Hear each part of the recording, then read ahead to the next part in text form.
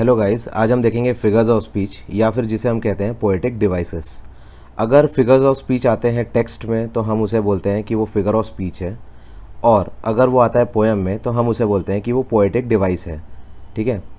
जब मैंने गूगल पे सर्च किया फिगर ऑफ स्पीच का मतलब, तो उसमें लिखा आया अ वर्ड और phrase used in non literal sense for rhetorical और विविड इफेक्ट। नॉन लिटरल का मतलब है कि जो हम बोल रहे हैं उसका मतलब एग्जैक्टली वो नहीं है। तो फिर पोएम में या फिर हमारे टेक्स्ट में हम देखते हैं कि कुछ चीज़ों को बहुत खूबसूरती से बताया जाता है, लेकिन किसी भी चीज़ का मतलब वो नहीं होता जो वो लिखा हुआ है। फॉर एग्ज़ाम्पल, अगर मैं बोलता हूँ कि कोई गधा है, तो मैं ये नहीं बोल रहा हूँ कि वो गधा है या वो ढैंचू ढैंचू करता है या फिर उसके 4 पैर है, उसको पूँछ है। नहीं, मैं ये बोल रहा हूँ कि ही इज़ डम्ब, वो स्टूपिड है।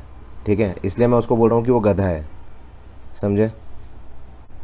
सिमिलरली अगर मैं बोल रहा हूँ कि यार उसने बहुत पैसा बनाया, तो बनाया मतलब उसने पैसा कमाया। ठीक है, उसने मनी मेकिंग मशीन से नोट नहीं बनाए। अनदर एग्जांपल इज़, अगर मैं बोलता हूँ कि यार वो बंदा आउट ऑफ द वर्ल्ड है, तो इसका मतलब ये नहीं कि वो बंदा सही में आउट ऑफ द वर्ल्ड हो गया। नो, इसका मतलब ये हुआ कि उस बंदे की जो थिंकिंग है वो थोड़ी हटके है।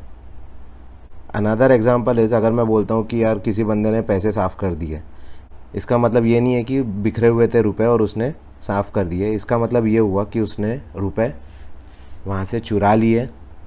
तो कोई भी पोएम पढ़ने के लिए, कोई भी चीज़ पढ़ने के लिए, इंग्लिश में स्पेशली, हमें ज़रूरत है ये समझने की कि फ़िगर ऑफ स्पीच होता क्या है, पोएटिक डिवाइसेस होते क्या हैं।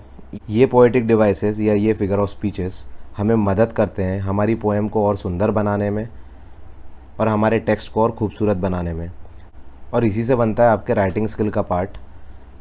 फिगर्स ऑफ स्पीच या पोएटिक डिवाइसेस बहुत इंपॉर्टेंट होते हैं आपके स्टोरीज़ में, आपके लेटर्स में या फिर आपके पर्सनल रिस्पॉन्स क्वेश्चंस में। इसको यूज़ करने से आपके ओवरऑल मार्क्स भी बढ़ जाते हैं और आपकी इंग्लिश भी बहुत स्ट्रांग होती है। इनका use history, civics, geography, science, maths काफ़ी जगह होता है।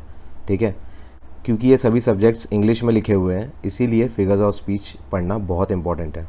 समझे? बाय।